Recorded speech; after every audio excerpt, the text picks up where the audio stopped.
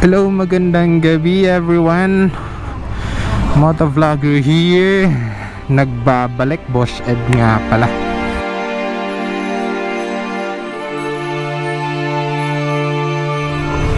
So andito tayo ngayon para pag-usapan dahil gabi na. Medyo busy kasi na kaninang araw. May pupuntahan ako doon sa kabila. Habang papunta tayo doon, medyo malayo-layo. Pag-uusapan natin full detail reason kung bakit binitawan ko yung ADV 150. Dahil sa NMAX na to. Dahil kasi lagi ako nagbabiyahe papuntang probinsya, Iloilo. Hindi lang kasi patag yung daanan dyan. So mag-e-expect tayo ng maraming paahon. May zigzag or downhill, yung mga ganong pa-iba-ibang mga kalsada. So dapat yung motor natin ready sa mga ganong situation, lalo na talaga yung paahon at yung overtaking power. Kailangan talaga natin mag-overtake sa mga situation na medyo alanganin. So kailangan natin ng lakas ng arangkada ng motor. Oo, yung ADV 150 okay naman, pero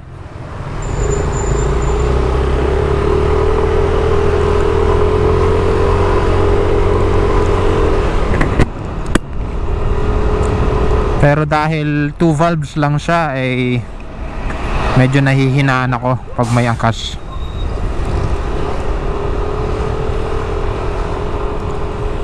Hindi katulad dito, tingnan nyo.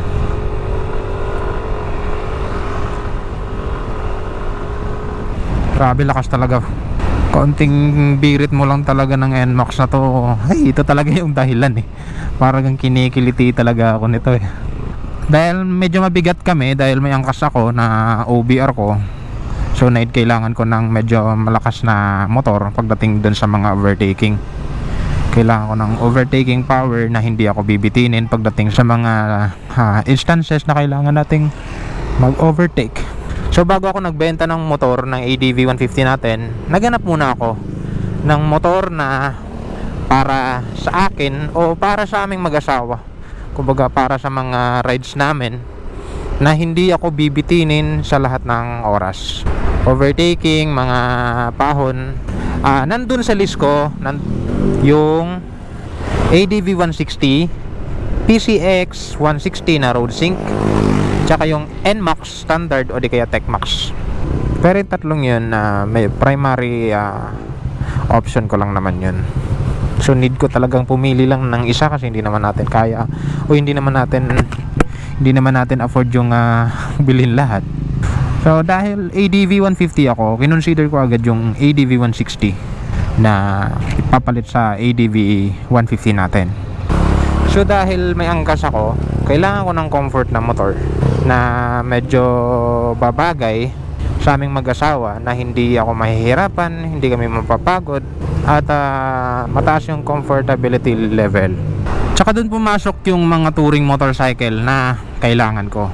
Medyo out na sa akin yung Aerox, Click, tsaka yung mga Airblade kasi medyo sporty yun Kaya napaisip ako dun sa tatlo. ADV 160 ba? PCX 160 ba? O di kaya yung NMAX, TechMax, o di kaya yung standard. Kasi same lang naman ng feeling yung TechMax tsaka yung standard. Engine lang naman pinagkaiba nun.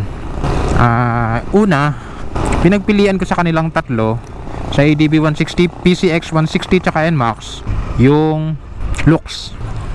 Medyo negative sa akin yung looks ng 160. Syempre kung naman yun hindi naman pare-parehas tayong tumingin ng motor kung saan ano yung pinakamaganda, ano yung maganda.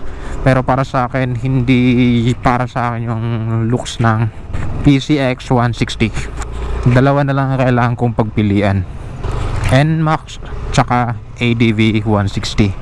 Since ADV user ako, medyo mataas yung points nun para sa akin kasi hindi talaga ako fan ng mga NMAX dati, yung version 1, version 2. Pero dahil hindi naman basihan yung ganda yung looks. At medyo para sa akin, kailangan din natin i-consider yung safety ng motor. Hindi naman sila magkakalayo ng safety feature, pero nga lang medyo lamang si NMAX doon. Sa NMAX standard kasi, worth 155,900 compared dun sa ADV 160 na 170 plus something, or hindi ako sure, pero 175 yata. Single channel ABS lang, front ABS lang, yung likod wala. Si NMAX na standard naman na 155,900 dual channel ABS na. Same sila na may traction control, pero para sa akin medyo lamang yung may dalawang ABS. So medyo mataas yung points ni NMAX dun. Sa looks naman, medyo para sa akin mas lamang si NMAX pagdating din sa looks. Kasi ADV 150 user ako, yung 160 para sa akin medyo nagsawa na yata ako sa looks ng ADV. Pero maganda naman talaga ADV. Pero medyo nagsawa na talaga ako sa looks ng ADV. Kasi same lang naman yung 150 tsaka 160 eh. Hindi katulad kay NMAX na talagang maraming pinagbago yung version 3 niya. So talaga, tingnan yung ilaw. Oh, sobrang liwanag, di ba? Oh. Stock lang yan. Kasi dahil naka-projector headlamp siya. Yan yung isa sa points din na hinatid ni NMAX para sa akin. Medyo lumamang yung maraming points dun sa kay NMAX. Sa safety feature na hindi tinipid. At the same time, hindi siya pricey. Safety feature, looks na sobrang para sa akin napaka-luxury yung design. At lahat ng kailangan ko sa safety, sa hatak. So nanalo talaga yung NMAX version 3 standard. Di ba nga, kailangan ko i-consider dahil lagi akong nagbabiyahe yung comfort, safety, tsaka yung performance. Mataas yung points ni NMAX sa performance, sa uphill, sa hatak, kasi sobrang lakas talaga eh. Siguro dahil nasanay lang talaga ako sa medyo mahina ang hatak ng ADV, kaya nalalakasan ako sa NMAX. Grabe, konting pihit mo lang, bibigay niya talaga yung kailangan mong lakas eh. Kumbaga para sa akin, yung NMAX na to ay perfect na eh. Performance wise, looks, tsaka yung comfortability level, talagang lamang na lamang sa NMAX. Yan yung dahilan kung bakit binenta ko sa ADV para sa NMAX. Syempre, kinonsider ko rin yung asawa ko eh. Kasi kung tutusin lang, sports bike, kung ako lang mag-isa, pero dahil may asawa tayo, need natin ng komportable din yung angkas natin. Pero hindi ko naman sinasabi na pangit yung ADV 160. Para sa akin lang naman yun. Kumbaga parang kinilo-kilo ko lang para hindi na ako magsisi. Eh dahil lumamang sa pagpili ko sa NMAX, ito yung pinili ko. At hindi ako nagsisi, promise. Parang perfect nga para sa akin to eh. Sa TechMax okay din. Kung may pera kayong pandagdag 20,000, mag TechMax na kayo. Pero kung hindi kayo masyado medyo makilikot sa motor, wag na. Standard na lang kayo. Kasi hindi para sa lahat yung TechMax. At hindi siya 100% user friendly. Pag minsan-minsan lang naman kayo nagbabiyahe, dito na kayo sa standard lang. So ayan guys, dito lang tayo. Thank you for watching.